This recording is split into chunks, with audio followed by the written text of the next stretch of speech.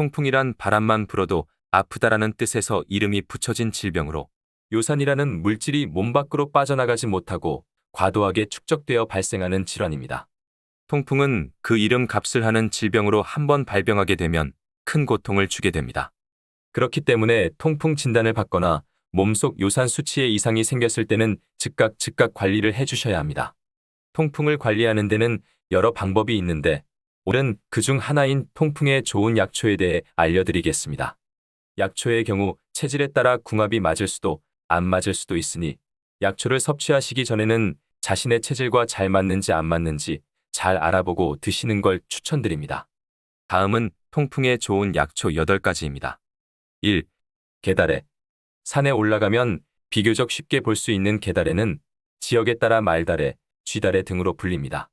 게다래는 그 열매를 약용으로 사용하고 있으며 끓는 물에 말린 게다래를 넣어 끓여 먹습니다.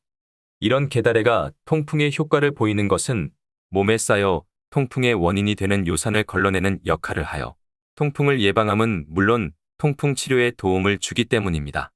2. 옥수수 수염. 두 번째로 알려드릴 통풍에 좋은 약초는 옥수수 수염입니다.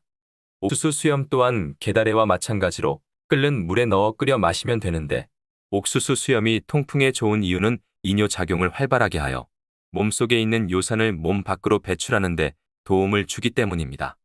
옥수수 수염은 통풍 말고도 좋은 작용을 하는데 예를 들어 옥수수 수염을 먹게 되면 신장염, 방광염, 전립선염 등 이뇨기관의 질환들이 개선됩니다.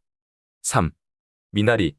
미나리는 그 독특한 향 때문에 좋아하는 사람은 좋아하고 싫어하는 사람은 싫어하는 채소입니다.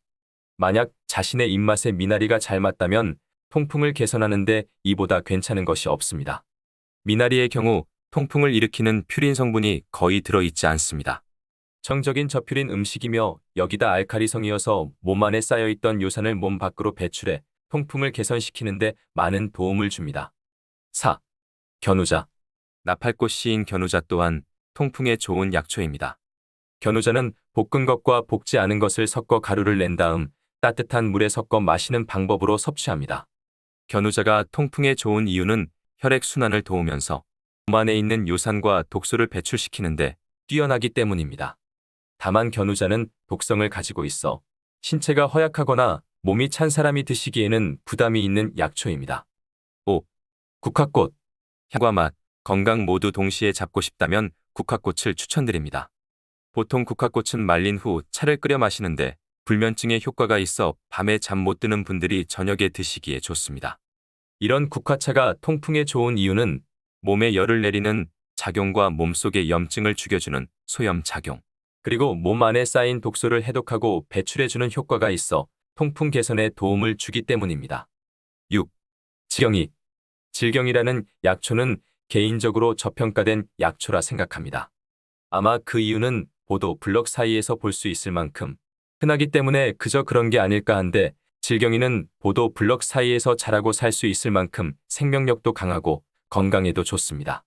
질경이가 통풍에 좋은 약초인 이유는 이뇨작용을 촉진하여 몸속에 축적된 요산을 배출시키는데 효과를 보이기 때문입니다. 이 밖에도 요도염, 진해거담, 해열작용 등 다양한 효능을 가지고 있습니다.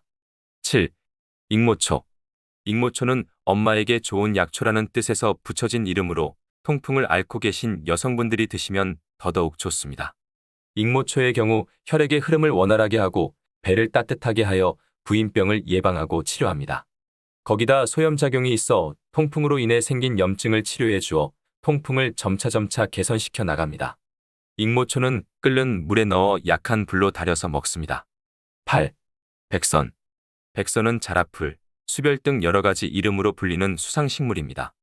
백선은 그 꽃이 예쁘고 얕은 물에서 자라기에 관상용으로 많이 길러지는데 일부 민간에서는 민간요법으로 통풍, 황달에 사용하기도 합니다.